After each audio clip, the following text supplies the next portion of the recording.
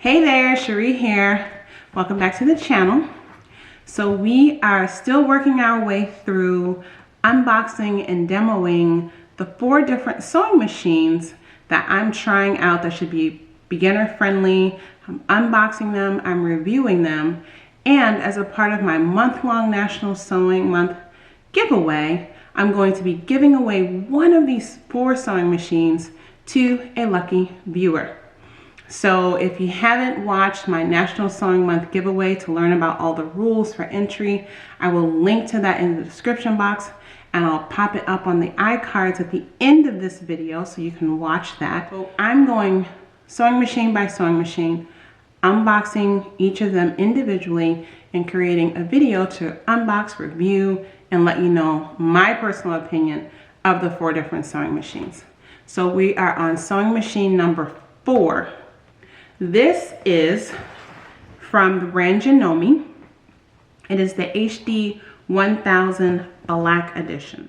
All right, friends, so we're down at the sewing table, and now we're gonna get this Janome HD-1000 Black Edition out of the box. Now, full disclosure here, I picked this sewing machine because it's black. I've always wanted a black sewing machine. I don't know why. I think they're just really cool looking. So yeah, we're going to get this one out of the box and give it a whirl. It looks like it's, you know, mostly manual. You have here a stitch selection dial, and some accessories do come with it. So yeah, let's get it out of the box and see what's in there. All right, friends, so first out of the box, she does come with a black hard case. And of course you have the presser foot. This one is where the power cord is attached to the presser foot. And then she comes with a lot of different needles. You're getting different needles here. You're getting some organ needles for sewing leather. These are really nice needles, actually. No twin needle in this one. You get your different screwdrivers to, you know, unlock and open different things. You have a bunch of different feet here, including the even feed foot. This is like mimicking differential feeding when you're sewing like thick layers together. So it will ensure that you the top and bottom layers stitch through evenly when you have those thicker fabrics, or if you're, you know, doing some quilting lines and things like that. You get your bobbins here. I think these are the extra little felt circles to put when you put your thread on. Not sure. You get a little bit of machine oil. You get a seam ripper.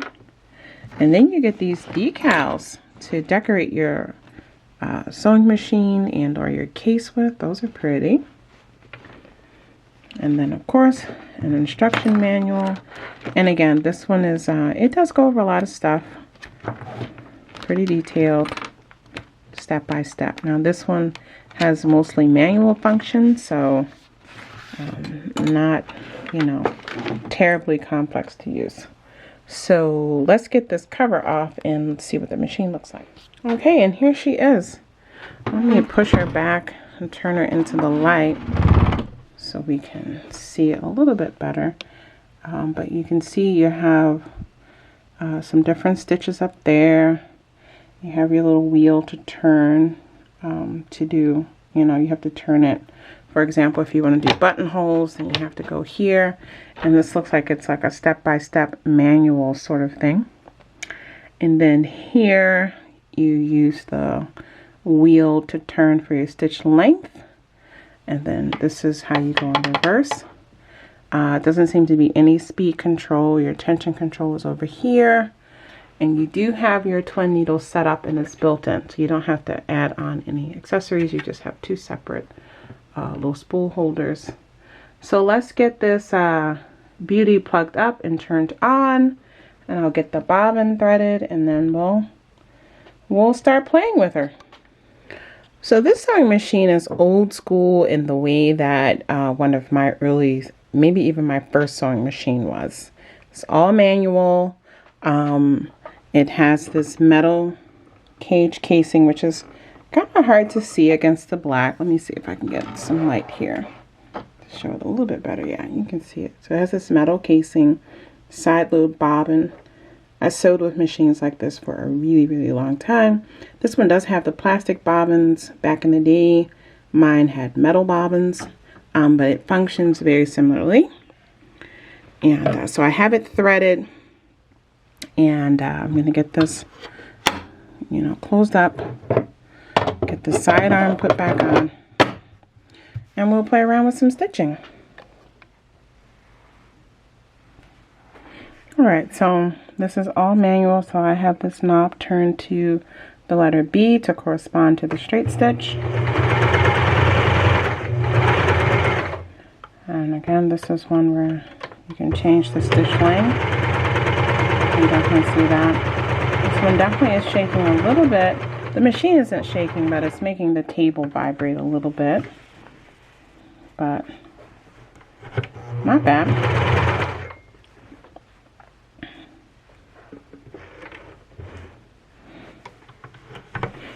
And then I'm going to do this. I'm going to go in and do stitch C, which is my zigzag, and I'll play around with the stitch width knob a bit there.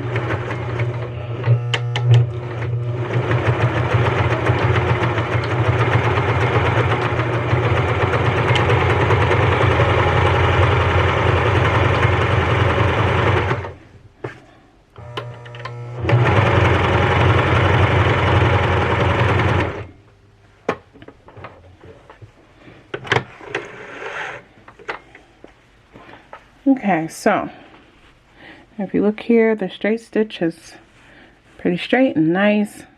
I played around with, this was just the stitch length on 2, and I stretched it out to the stitch length on 4.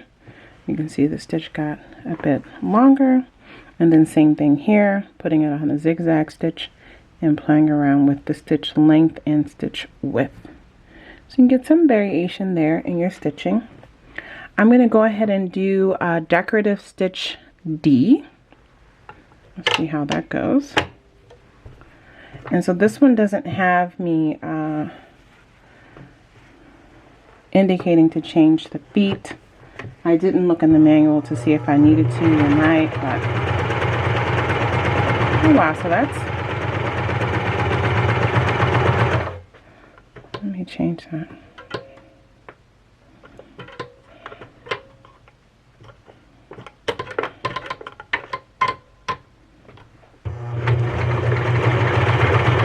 Forgot to put it into the SS mode to do the decorative stitch. And so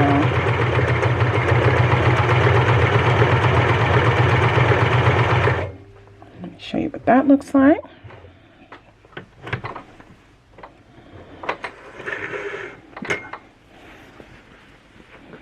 So you do have a few, actually let me put this down and bring the camera. So you can see here you do have you know, the capability of doing a couple of kind of heirloom looking decorative stitches, and that works just fine. Looks like I need to play around with the tension a little bit on that, but you can see here I have it on D, and that's indicating stitch D right here. And so yeah, that's all pretty straightforward. Again, not a ton of stitches. The buttonhole looks like it's manual, so let's test that out. Alright, so the buttonholes are, like I said before, is completely manual. So what you're doing, it's easiest for me to show you here in the manual. You're going to be toggling your knob back and forth to do the buttonhole.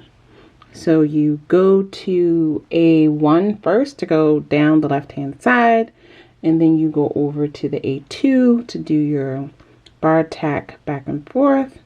Then you go to A3 to go backwards. Then you go back to the A2, A4 button to complete that bar tack. And so you have to actually measure and mark on your fabric the length that you want for your buttonhole. And then you're using that line basically that you draw as your guide for when to start and stop. And it goes through, it's pretty straightforward, but you are changing the wheel back and forth to create your buttonhole. It is not automatic. So there's no buttonhole foot. You just use your regular presser foot to get that done. And so yeah, really manual. Again, very reminiscent of the sewing machine that I sewed on for years and made a ton of stuff with. I'm going to, I think, attach that differential feed foot, or the even feed foot.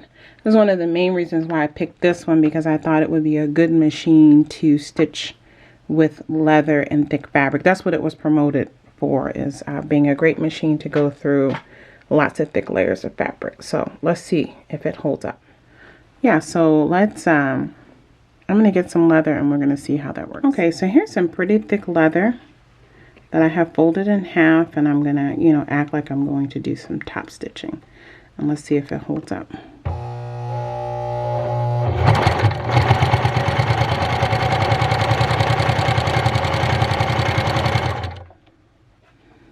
So it's stitched through that perfectly, very straight, no shaking, completely unfazed.